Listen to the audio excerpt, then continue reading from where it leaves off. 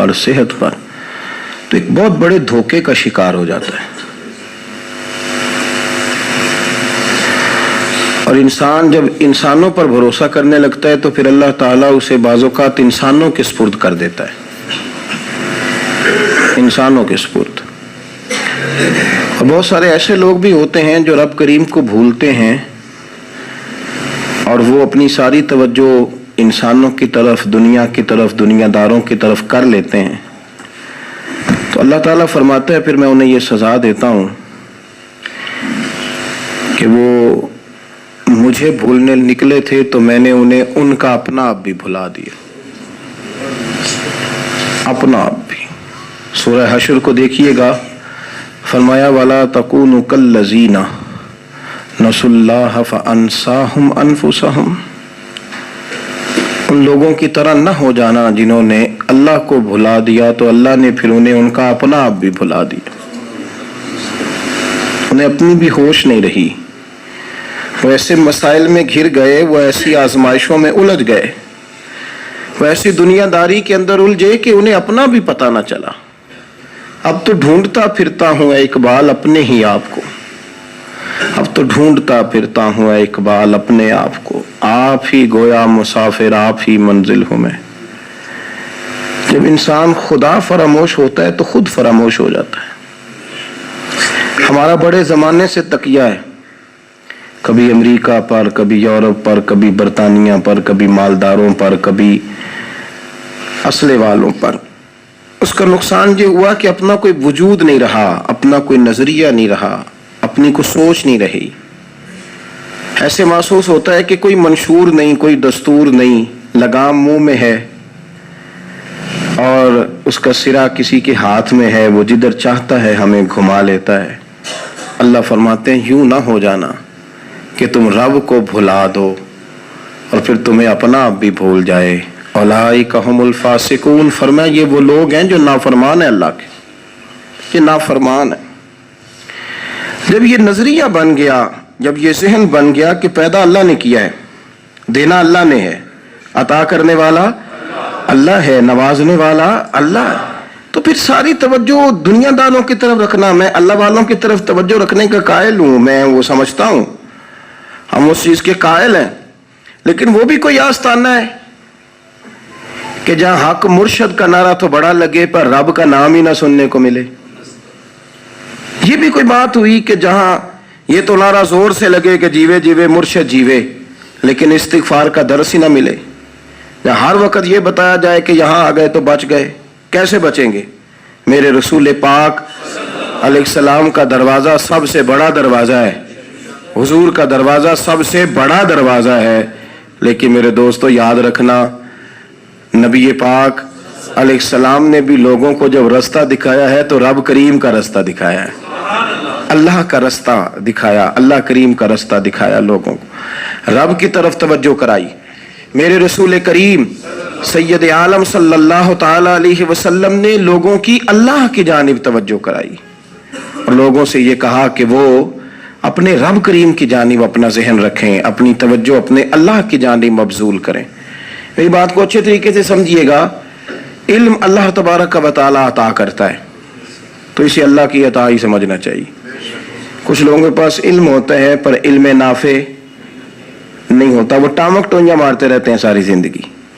علم کو اللہ کی عطا سمجھیں، اپنی عقل پر، اپنے شعور پر زیادہ بھروسہ نہ سمجھیں، نظر اللہ پہ رکھیں۔ حضرت مولا علی شیر خدا کرم اللہ تعالی وجہہ الکریم سے کسی نے پوچھا تھا بڑا عالم کون ہوتا ہے؟ ہمارے ہاں تو اب وہ والے عالم پائے جاتے ہیں نا، اللہ ماشاءاللہ، جو ممبر پہ بیٹھتے ہیں تو دعوے ہی دعوے، ممبر پہ بیٹھتے ہیں تو دعوے ہی دعوے، اس طرح کے عالم ہمارے ہاں پائے جاتے ہیں، وہ ہر بات میں دعویٰ کرتے ہیں، میں یہ کر دوں گا، میں وہ کر دوں گا۔ یہ مزاج علماء کا نہیں۔ حضرت علی المرتضیٰ سے کسی نے پوچھا بڑا عالم کون ہوتا ہے؟ فرمایا بڑا عالم وہ ہوتا ہے کہ جسے مسئلے کا پتہ نہ ہو تو وہ کہہ دے مجھے نہیں پتا، میں پتہ کر کے بتاؤں گا، غلط بات بیان نہ کرے۔ امام مالک سے کسی نے کوئی مسئلہ پوچھا تو آپ فرمانے لگے مجھے اس سوال کا جواب نہیں آتا، ہمارے بزرگ سمجھاتے کیا ہے؟ وہ کہنے لگا آپ اتنے بڑے امام ہیں تو اس سوال کا جواب نہیں آتا. فرمانے لگے اگر مجھے ہر سوال کا جواب آتا پھر تو میں خدا ہوتا. مجھے ہر سوال کا جواب نہیں آتا, مجھے تو اتنا آتا ہے جتنا میرے رب نے مجھے عطا کر دیا ہے. اپنی نظر اللہ پہ رکھیں, نکل آئیں اس معمے سے باہر کہ میں کوئی بلا ہوں, مجھے بڑا پتا ہے, میرے پاس 6 ڈگریاں ہیں, مجھے 10 جگہ پہ تدریس کا شغف حاصل ہے, اس سے نکلیں باہر. قرآن مجید دیکھیے گا, اللہ تعالیٰ نے ارادہ قدرت فرمایا کہ میں حضرت آدم کو بناؤں گا. پھر بنانے کے بعد فرمایا فرشتوں سجدہ کرو آدم کو. سب نے سجدہ کیا الا ابلیس ابا واستکبر وکان من الکافرین. سب نے سجدہ کیا سوائے ابلیس کے, اس نے انکار بھی کیا اور تکبر بھی کیا اور کافروں میں سے ہو گیا. تو یہ جب اللہ تعالیٰ نے سجدہ کرایا تو کیسے کرایا؟ اللہ تبارک و تعالیٰ نے نا حضرت آدم کو علم سکھایا خود. وعلم آدم الاسماء کلہا. خود اللہ فرماتے ہیں کہ میں نے جناب آدم علیہ السلام کو تمام اشیاء کے نام سکھائے, سب اشیاء کے نام سکھائے. تو وہ چیزیں پھر میں نے نا, اللہ فرماتے ہیں میں نے فرشتوں پہ پیش کی, میں نے کہا کہ بتاؤ ان کے نام کیا ہے. تو فرشتوں نے جو جواب دیا وہ سمجھنے والا ہے. اللہ نے چونکہ خود علم سکھایا تھا حضرت آدم کو, جناب آدم سکھایا تھا, لیکن فرشتوں کو نہیں سکھایا تھا. تو اللہ کریم نے فرمایا فرشتوں اب یہ بتاؤ ان چیزوں کے نام کیا ہیں. تو فرشتے کیا کہتے ہیں؟ فرشتے عرض کرتے ہیں قالوا سبحانک لا علم لنا. آپ کبھی یقین کریں اس چیز کی لذت لے تو مزہ آ جائے. کہا قالوا سبحانک, کہنے لگے تو پاک ہے. قالوا سبحانک, کہنے لگے تو بھئی آدم علیہ السلام کو نام سکھا لیے, پھر فرشتوں کے سامنے وہ چیزیں پیش کر کے کہا ان چیزوں کے نام بتاؤ. تو فرشتے کیا کہتے ہیں؟ کہتے ہیں قالوا سبحانک, تو پاک ہے, لا علم لنا, ہمارے پاس کوئی علم نہیں, الا ما علمتنا, ہمیں تو اتنا پتہ ہے جتنا تو نے ہمیں سکھا دیا. ہمیں تو اتنا پتہ ہے جتنا تو نے ہمیں, لا علم لنا, ہمارے پاس کوئی علم نہیں ہے, اتنا ہی پتہ ہے جتنا تو نے ہمیں سکھا دیا ہے, اس سے زیادہ ہمارے پاس علم. اور یہ کیوں تو نے ہمیں جتنا سکھایا اتنا پتہ ہے.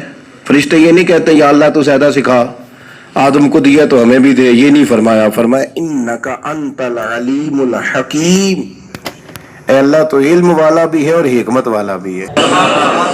تجھے پتہ ہے کس کو کتنا دینا ہے. جتنا تو نے مناسب سمجھا جناب آدم کو دیا, اور جتنا تو نے بہتر سمجھا وہ تو نے ہمیں عطا فرمایا. تو اگر آپ کے پاس علم ہے, کہیں نالج ہے, تو اس کو اللہ کی عطا سمجھیں. ہمارے ہاں بہت سارے لوگ بن کے بیٹھ جاتے ہیں. میں اکثر کہتا ہوں کہ پھر وہ دعوے کرتے ہیں میرے علاقے والے جاہل ہیں, میرے شہر والے جاہل ہیں, میرے خاندان والے پڑھے نہیں. یہ آپ کا دعویٰ ہے, یہ آپ کو خراب کر دے گا. ہم نے بہت سارے ایسے لوگ دیکھے جو بہت بڑے عالم تھے, لیکن اللہ جب لینے پہ آیا تو عقل ہی لے گیا, شعور ہی چلا گیا, حافظے ختم ہو گئے. آپ دیکھتے ہیں بڑھاپے میں کچھ لوگ ایسے ہوتے ہیں کہ جن کو یہ بھی یاد نہیں رہتا کہ میرا نام کیا ہے, میں کہاں ہوں, مجھے کدھر جانا ہے. تو اس وقت سے اللہ کی پناہ مانگیں اور اپنی نظر اپنے رب کریم کی جانب رکھیں, اللہ کی جانب اپنی نظر کو مبذول رکھیں. دوسری بات, علم کے بعد ایک چیز آتی ہے جس کا نام ہے ہدایت, جس کا نام ہے تقوی, جس کا نام ہے پرہیزگاری, جس کا نام ہے عمل, عبادت, ریاضت. یہ بھی اسی وقت ہی نصیب ہوتی ہے جب میرا رب کریم نصیب فرما دیتا ہے. ہم نے نا نیکی کا اپنا اپنا سٹیٹس بنا لیا ہے, اپنا اپنا معیار بنا لیا ہے. کچھ لوگ کہتے ہیں کہ جناب مسجد میں سیمٹ کا توڑا دینے سے بہتر ہے کسی غریب کو آٹے کا تھیلا دے دو. اب اس نے اپنا مزاج بنا لیا نا نیکی کا, اس نے اپنا سٹیٹس بنا لیا ہے. میرا یہ سوال ہے کہ نبی پاک صلی اللہ تعالی علیہ وسلم جب مدینہ شریف آئے تھے تو حضور نے سب سے پہلے غریبوں میں آٹا تقسیم کیا تھا کہ سب سے پہلے مسجد بنائی تھی؟ کیا عجیب لوگوں کا رنگ ہے, اپنی مرضی کی ہدایت, اپنی مرضی کا تقوی, اپنی مرضی کا معیار. مسجد کوئی بڑا چھوٹا خطیب بھی میری طرح کا ہو نا, تو وہ مسجد میں بیٹھ کے جب نبی پاک کی بات کرتا ہے تو کہتا ہے میرے رسول پاک غریبوں کا سہارا بن کے آئے. وہ غریبوں کی بات کرتا ہے, مسکینوں کی, لاچاروں کی, کمزوروں کی بات. تو مسجد ہی تو وہ ادارہ ہے جہاں سے غریبوں کی بات ہو رہی. تو اب لوگوں نے غریب کو اور مسجد کو لڑانا شروع کر دیا, اس کو لڑاؤ, کہ مسجد میں پیسے دینے سے بہتر ہے آپ غریب کو آٹے کا تھیلا دے دیں. آپ یہ کیوں نہیں کہتے کہ مسجد میں بھی آپ تھوڑا دیں ایک سیمٹ کا اور ساتھ غریب کو بھی خدمت کریں؟ یہ کیوں نہیں تقویٰ؟ اپنی اپنی مرضی کا مزاج اپنی اپنی. کچھ لوگ کہتے ہیں چھوڑو جی ساری زندگی انسان نماز پڑھتا رہے اور پھر گالیاں بھی دیتا رہے, بندہ داڑھی بھی رکھ لے اور جھوٹ بولنا بھی نہ چھوڑے. تو یہ آپ نے اپنے پاس سے تقوی کا معیار بنایا. گالی دینے کا گناہ ہے اور داڑھی رکھنے کا ثواب ہے. تو اگر آپ داڑھی رکھے ہوئے ہیں اور آپ کوئی غلطی کر رہے ہیں تو اس سے آپ کی داڑھی کا ثواب ختم. اللہ کرے آپ کو سمجھ آئے میری بات. آپ کوئی غلطی کر رہے ہیں, داڑھی کا ثواب اس سے ختم, وہ اپنی جگہ پہ قائم ہے چیز. اپنی مرضی کا کیوں تقوی کا معیار بناتے ہیں؟ تقوی کا مزاج اپنی مرضی کا نہ بناؤ.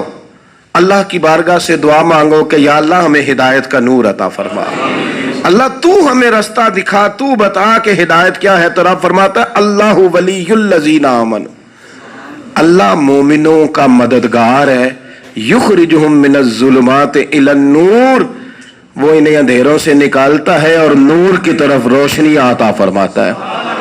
اندھیروں سے نور کی طرف اللہ لاتا ہے. اللہ ولی, اللہ مومنوں کا ولی ہے, وہ انہیں اندھیروں سے نور کی طرف نکالتا ہے. ہدایت ہمیشہ اللہ کی طرف سے سمجھے. جب وہ نماز کی توفیق دیتا ہے تو اپنے فضل سے دیتا ہے, جب وہ ذکر کی توفیق دیتا ہے تو اپنے فضل سے. ہم سمجھتے ہیں ہو جی فلانا نہیں پڑھ رہا بڑا بیوقوف ہے, فلانا نہیں پڑھ رہا, تو تم کیا اپنی عقل کے زور پہ پڑھ رہا ہے؟ میں جی اللہ کے فضل سے 2 سپارے پڑھتا ہوں, تو کس پہ احسان کرتے تو 2 سپارے پڑھ کے رویا کر. کہا اگر مالک تو بڑا قریب نہیں, بڑے لوگ ہیں جن کو پورا قرآن حفظ ہے پر انہیں پڑھنے کی توفیق نہیں, تو نے فضل کیا اور مجھے توفیق دے دی ہے پڑھنے کی. رویا کر, پڑھ کے رویا کر. راتی ساری کر زاری, وہ نیند اکھاں تھی توندے تے فجرے اوہی گناہگار کہاون سب تو نیوے ہوندے.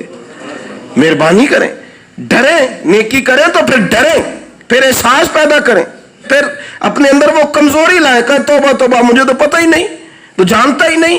حضرت سیدنا امام اعظم ابو حنیفہ رحمۃ اللہ تعالی, ایک شخص کہتا ہے میں نے نماز پڑھی تو عشاء کی نماز تھی. یہ جو لوگ بڑے ہوتے ہیں نا, ان کے پیار کرنے والے بڑے ہوتے ہیں, ان کے گرد خوف بھی بڑا ہی ہوتا ہے, انہیں بڑا ڈر لگتا ہے, بڑی بعض اوقات آزمائش ہوتی ہے ان کی. عشاء کی نماز کہتے پڑھی تو امام صاحب نے نا عشاء کی نماز میں تلاوت کی آیتیں فَمَن يَعْمَلْ مِثْقَالَ ذَرَّةٍ خَيْرًا يَرَهُ وَمَن يَعْمَلْ مِثْقَالَ ذَرَّةٍ شَرًّا يَرَهُ. فرمایا جو ذرہ برابر خیر کرے گا وہ بھی قیامت میں دیکھے گا, اور جو ذرہ برابر شر کرے گا وہ بھی قیامت میں اس شر کو دیکھے گا, اس کے سامنے آئے گا. تو وہ شخص کہتا ہے کہ سارے لوگ نماز پڑھ کے چلے گئے تو امام صاحب رحمۃ اللہ علیہ نے اپنی داڑھی پکڑی, رو رہے ہیں. کہتے ہیں وہ ذرہ برابر نیکی کا بدلہ دینے والے, وہ ذرہ برابر شر پہ سزا دینے والے, میری سفید داڑھی کو دیکھ مالک, میرے ذرے ذرے سامنے نہ لانا. لوگ تو میری بڑی قدر کرتے ہیں دنیا, میں تو بڑا پہچانا جاتا ہوں, لوگ تو میری راہوں میں پھول لیے کھڑے ہوتے ہیں, مجھے بڑا نوازتے ہیں. قیامت میں رسوا نہ کر دینا, میرے لیے مشکل ہو جائے گی. وہ کہتے ہیں میں نے امام صاحب کا درد دیکھا, مجھے کوئی کام تھا تو میں چلا گیا. میں نے کہا کہ وہ اس وقت اللہ کے حضور حاضر ہیں تو میں دوبارہ آؤں گا. کہتے ہیں میں تہجد کے وقت آیا تو امام صاحب وہیں بیٹھے تھے اور ان کی داڑھی آنسوؤں سے بھری ہوئی تھی اور زور سے داڑھی پکڑی ہوئی. کہنے لگے مالک رسوا نہ کر دینا, قیامت میں رسوا نہ کر دینا. یار جو ہدایت یافتہ لوگ تھے وہ تو ڈرے ہوئے تھے, وہ تو سہمے ہوئے تھے, وہ تو کہتے تھے یہ اس کا فضل نہیں, اس نے بلا لیا, یہ اس کا کرم نہیں. حضرت باعزید بستامی کسی کافر کو دیکھتے تو رو پڑتے, کہتے مالک تو کتنا قریب ہے, یہ بے ایمان رہ گیا, تو نے اپنے فضل سے مجھے اپنے نبی کا غلام بنا لیا. وہ رو پڑتے. یہاں تو لوگوں کا دعویٰ ہی بڑا ہے. نمازی اللہ خیر فرمائے وہ تو دوسروں کو گھورتا ہے, وہ کہتا ہے جنت کا میں مالک ہوں, کنجیاں میرے پاس ہیں, میں کسی اور کو گھسنے نہیں دوں گا. اور اگر 2-3 حج کر لے تو پھر تو وہ کہتا ہے کہ ہم میرے سے پوچھ کے لوگ جنت میں جائیں گے معاذ اللہ. اور اگر وہ 2 4 5 7 دفعہ کوئی نفل پڑھ لے تو پھر وہ کہتا ہے چھوڑیں جی سارے لوگ بے عمل ہیں, میں اکیلا نیک ہوں. نہ ایسا کریں, اپنی توجہ اپنے رب پہ رکھیں, اپنی توجہ اپنے معین الملت والدین, عطائے رسول, ہند الولی, غریب نواز, خواجہ معین الدین چشتی, حضرت خواجہ اجمیر، شاہ اجمیر والی ہندوستان، آخری عمر میں نا سارا دن روتے گزر جاتا، ساری رات روتے گزر جاتی، ذرا سی کوئی بات کرتا تو رو پڑتے ہیں، آنکھیں آنسوں سے بھری رہتی۔ کئی دفعہ اپنے بھی پریشان ہو جاتے ہیں نا کہ یار تو ایک بات کی جان ہی نہیں چھوڑ رہا، تو خواجہ قطب الدین صاحب بختیار کاکی سے لوگوں نے کہا کہ آپ مرشد سے بات کریں، اتنا بھی تو نہیں نہ رونا چاہیے، ہر وقت اس کے آنسو کی کریے، عاشق دا کام ہی رونا تونا تے بنا رویو نہیں منظوری، یہ عاشق سدا ہی روندا رہندا ہے، پاویں وصل ہوئے تے پاویں دوری، ہر وقت رونے کا کیا مطلب ہے؟ تو خواجہ قطب صاحب کہتے ہیں میں قریب گیا تو میں نے پیر دبائے، میں نے کہا سونیا لوگ تو کچھ بھی نہیں کرتے، تو نے تو کمال کر دیا، 90 لاکھ آدمی مسلمان کر دیا، دنیا کچھ نہیں کرتی، تو نے 50 سال ساری رات مسلح پہ بیٹھ کے رب راضی کیا، تو شہزادہ تھا، حضور کی اولاد تھا، لیکن معین الدین تیرا ایک پلاٹ بھی نہیں، تو نے طالب علم پالے، انہیں غریبوں کو دیا، تو نے نوازا، کوئی شے نہیں تیرے پاس، ہر چیز تو نے، ساری رات روتے ہو، سارا دن روتے ہو۔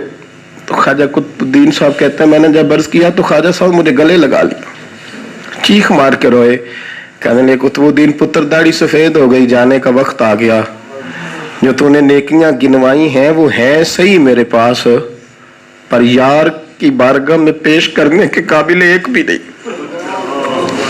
نہیں، تو بارگاہ تو دیکھ کتنی بڑی ہے، رسول کریم کی بارگاہ میں پیش کرنے کے قابل ان میں سے ایک بھی نہیں، تو آستانہ دیکھ کتنا بڑا ہے، کیا پیش کروں گا، کیا عرض کروں گا حضور کی بارگاہ میں، کس طرح؟ وہ یار جو بڑے تھے وہ تو ڈرے ہوئے تھے، سہمے ہوئے تھے، وہ تو بڑی آزمائش میں تھے، لیکن میرا اور آپ کا رٹا 2 نمازیں پڑھ کے 6 نمازوں کا دعویٰ کرنا اور لمبی چوڑی کہانیاں بنانا اور اپنے منہ سے اپنی تعریفیں کرنا، اس سے تھوڑا باہر آئیں۔ رزق بھی میرا اللہ ہی دیتا ہے، علم بھی اللہ دیتا ہے، رزق بھی۔ بڑے بڑے فقیروں کو مالدار ہوتے دیکھا، بڑے بڑے مالداروں کو فقیر ہوتے دیکھا، بڑے بڑے، میرے ایک بڑا سخی قسم کا سجن ہے، بڑا پیارا ہے، میں اسے سخی مانتا ہوں، میں نے اپنی پریشانیوں کے دنوں میں بھی اس شخص کو سخی دیکھا۔ ایک دن رات کو مجھے ٹیلی فون کر کے کہنے لگا کدھر ہو؟ میں نے کہا میں گھر ہوں۔ نہیں اکثر سفر میں ہوتے ہو نا؟ میں نے کہا طبیعت کیسی ہے؟ ٹھیک ہے، بس حال چال پوچھنا تھا۔ میں نے سمجھائی، میں نے کہا یار یہ کوئی مسئلہ ہے، ورنہ رات کے 2 بجے کوئی حال پوچھنے کو فون تو نہیں نہ کرتا، کوئی مطلب ایسا تو مسئلہ نہیں نا۔ تو میں نے بیک کال کی، میں نے کہا یار میری بات سن، مسئلہ کیا؟ کہ کچھ نہیں دل کر رہا تھا۔ میں نے کہا میری گل سن، رہے ہیں اسی 4-5 سال کٹھے، میں تین جاننا، اصل بات کر۔ کہنے لگا مکان بھی بڑا ہے، سارا کچھ ٹھیک ہے، پر وہ بڑے بے نیاز ہے، کچھ حالات اس قسم کے آ گئے ہیں کہ لوگوں کو بتاؤں بھی تو لوگ ماننے کو تیار نہیں، زیادہ نہیں، مجھے نا تھوڑے سے پیسوں کی ضرورت ہے، کوئی 15-20 ہزار اگر مل جائیں میری ضرورت۔ آپ یقین کریں میں روتا رہا ساری رات۔ میں نے کہا مہربانہ تیرا کس طرح کرائیں گے، اس سے لے کے زمانہ استعمال کرتا تھا، پر بے پرواہی ویخ نہ سجن دی، جتھے کسے دی پیش نہ جاوے، انہیں تاجہ والے در در رولے تے منگتے ہیں تخت بٹھاوے۔ سجنا کسے نو کارا مل دئی، کوئی کعبے ہو خالی آوے، واللہ خیر الرازقین، وقت تو دائیں بائیں نہ جا، رزق تو تجھے میں دوں گا، میں ہوں بہتر رزق دینے والا۔ بڑے بڑے بادشاہ، بڑے بڑے شہنشاہ، بڑے بڑے لوگ، ہاتھوں میں کاسے، فقیریاں۔ ام ربیعہ کہا کرتی تھیں، بڑی نیک اور صالح خاتون تھیں، وہ کہتی ہیں کہ میں نا بڑے امیر آدمی کی بیوی تھی، اپنے شوہر کے ساتھ چھت پہ بیٹھی تھی تو نیچے فقیر مانگنے والا آیا، اس نے بڑے درد سے صدا کی تو میں نے اپنے شوہر سے کہا کچھ دے دے، کہا دفع کر، ان لوگوں نے دھندا بنایا ہوا ہے۔ کہتی میں میکے سے بھی بڑا مال لے کے آئی تھی، میرے ماں باپ بڑے امیر تھے، تو میں نے نا چوری اپنے خامہ سے نظر بچا کے باتھ روم جانے کے بہانے گئی اور نیچے جا کے 5 دینار میں نے اس فقیر کی ہتھیلی پہ رکھے۔ کہتے اس نے 5 دینار دیکھے، پھر میری طرف دیکھا تو میں نے اس کی آنکھوں میں آنسو چمکتے دیکھے۔ کہنے لگے بی بی رب تیرا بھلا کرے، میں 3 دنوں کا بھوکا ہوں۔ کہ وہ چلا گیا، میں گھر آ گئی، جب باہر آئی تو میرا شوہر کہنے لگا تو اتنی اب اتنی تو تیز ہو گئی ہے اور تو اتنی خود مختار ہو گئی ہے، میرے بغیر پوچھے مال خرچ کرے گی، جا تجھے 3 طلاقیں۔ کہتی میں بالدار اور وزادار باپ کی بیٹی تھی، طلاق لے کے گھر آئی تو میرا باپ ٹوٹ گیا، چارپائی پہ چلا گیا، اوہو یہ کیا بن گیا۔ کتنی بڑی تکلیف رہی۔ 1-2 سال کے بعد میرے ابا نے میری شادی کر دی۔ اب جس شوہر کے پاس گئی وہ بڑا نیک تھا، پرہیزگار تھا، اللہ نے بہترین صلہ دیا۔ کتنی چھت پہ بیٹھی تھی، دروازے پہ فقیر آیا تو میں نے شوہر سے کہا کچھ دے دوں؟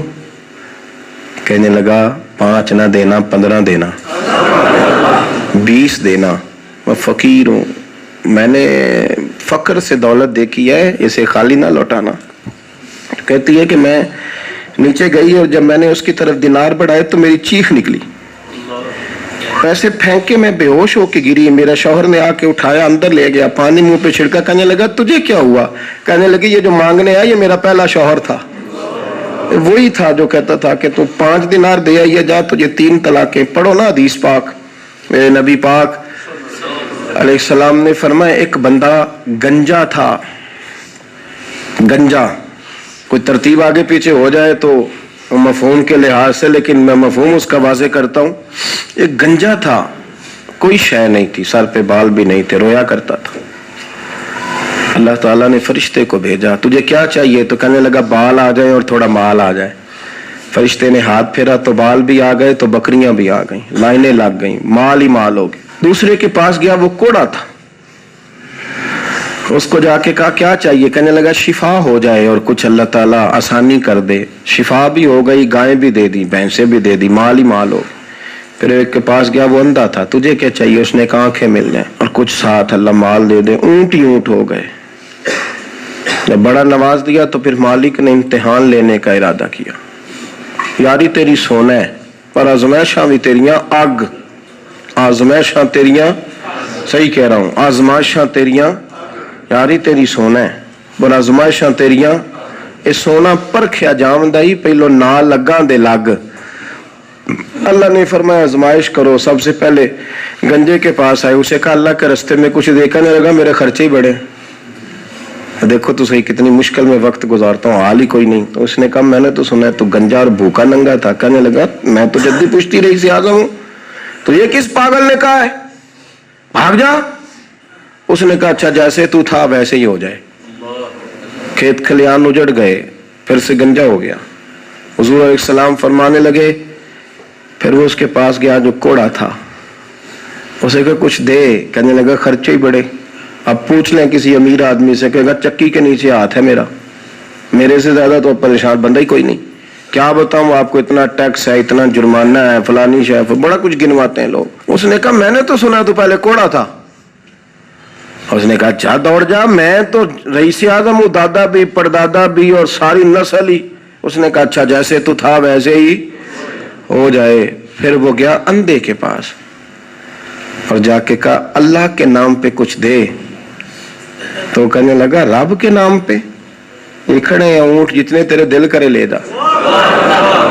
اس نے کہا کیا معنی اس بات کا؟ کہنے لگا یار تجھے کیا بتاؤں، میں تو اندھا تھا، میں نے تو کبھی دنیا دیکھی نہیں تھی، پھر اس کریم نے فضل کیا تو مجھے بڑا کچھ دکھایا، میں کیا بتاؤں، میرا دل کر رہا ہے کہہ دوں کہ پھر اس نے کعبہ دکھایا، پھر اس نے روضہ رسول دکھایا، پھر اس نے ریاض الجنہ کے سجدے دکھائے، پھر اس نے اپنے محبوب کے دروازے کی رونقیں دکھائیں۔ اس نے بڑا کچھ دیا، اس نے بڑا نوازا۔ میرے پاس تو شاید میں بدکار پرانا خادم، کسے در ملی نہ ٹوئی، اے واصف یار نے نظر جو کی تھی پھر واصف ہی ہوئی۔ یہ تو اس کا کرم ہوا۔ تو یہ وہ کہنے لگا تو اللہ کے نام پہ جان مانگ، میں وہ بھی دینے کو تیار، میرے پاس تو شے کوئی نہیں تھی، مجھے تو اپنا پتہ ہے، میں تو کوئی شے نہیں تھا، کچھ نہیں تھا میرے پاس، یہ تو ان کا کرم ہے کہ روخ ان کا ادھر ہے، اور مختصر سی میری کہانی ہے، یہ جو بھی ہے ان کی مہربانی ہے۔ تو وہ کہنے لگا میں بھی کچھ لینے نہیں آیا تھا، تیری آزمائش ہی کرنے آیا تھا، تیری عزتیں بھی سلامت رہیں گی، تیرا مال بھی سلامت رہے گا، تیری شفا بھی۔ اپنی زندگی میں کبھی بھی اللہ کی بارگاہ سے توجہ ادھر ادھر نہ کریں، چھوڑیں لوگ کیا کر رہے ہیں، دنیا کیا کہہ رہی، کبھی بھی اپنی توجہ دائیں. ہمارا یہ مسئلہ بن گیا کہ ہماری سیاست ہے، ہماری دنیا داری ہے، ہم بندوں کو راضی کرنا چاہتے ہیں.